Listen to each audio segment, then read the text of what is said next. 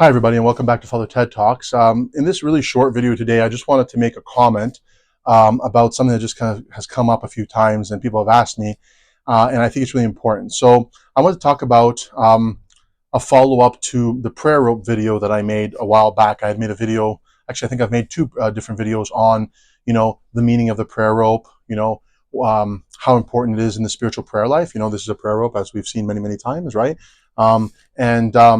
How to use it. I've posted videos about how to make them. And I just wanted to kind of do this follow-up video to remind everybody that there is a phenomenon that, when somebody kind of makes a prayer rope, sometimes people buy them, and whether they're buying them or they're making them themselves, the prayer rope is really a culmination of many, many, many prayers. Because as we've said before, each one of these knots is about 7 little crosses that somebody needs to make on their hand, as you've seen in the previous videos. And a lot of prayer goes into every single one of these knots. So for somebody, for example, to make this 100 bead prayer rope, I would say thousands of prayers have gone into it. I know for myself, for me to make something like this, it takes me approximately maybe 4 to 5 hours of good solid prayer to make 100 prayer ropes. So the reason why I bring this up is that if somebody gives you as a gift a prayer rope, right? Somebody is going to give it to you for whatever reason. I think that is really, really important for us to really cherish the prayer rope that has been given to us and not to either leave it by the wayside, throw it into a drawer, or even gift it away to somebody else. Now, sometimes it's a beautiful thing to gift prayer ropes to other people. Sometimes they need it. Sometimes spiritually they require it. And so it's a expression of love. But I'm talking about when somebody, kind of like maybe gives you a prayer rope and then you're like, I don't really need this. I don't really like it. Maybe it's not the color that I like. I'm going to give it to somebody else. Maybe they'll like it.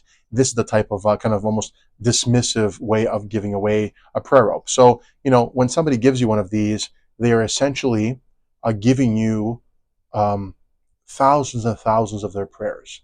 And even if they didn't make it themselves, of course, it's more beautiful when they've made it themselves. But even when they bought it from a monastery, something like that, some other monastic, somebody else put in the time to make these prayer ropes.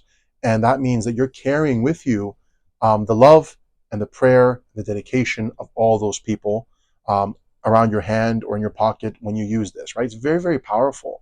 And so it's not a magical thing, but I like to think of it that whoever made this, I'm carrying around all their devotion. And this is something that I cherish. And so I'm going to use this with respect for that person and for all those prayers that went into it, right?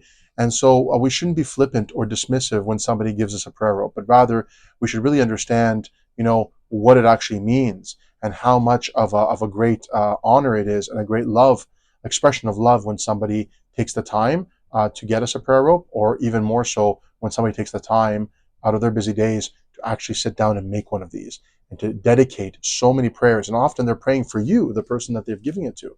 And so it is really, really important to kind of accept that with graciousness, with love, and then to use it, right? Not to kind of discard it, right? So that's all I want to say about this video. Kind of like a very short video, but like just a reminder of like how important prayer ropes are. What are we carrying and what are we receiving when somebody gives it to us, and how much prayer goes into it. And even when they're used, like when somebody else has been using that prayer rope for a long time and they're giving it to us, think about all those prayers, all those thousands of prayers that person has put into that prayer rope, right? It's a very, very powerful thing. And so, the respect that we should give to the prayer ropes that are given to us as a gift, I think should be one of the most respected things that we should do. The most respectful thing that we should do is to accept them with reverence and to remember what went into producing these. So again, till next time, try to respect your prayer rope, respect the person who gave it to you, and respect whoever made it, because it was with great tears and faith and with love for you that they went through the process of making one of these. So till next time, take care and God bless.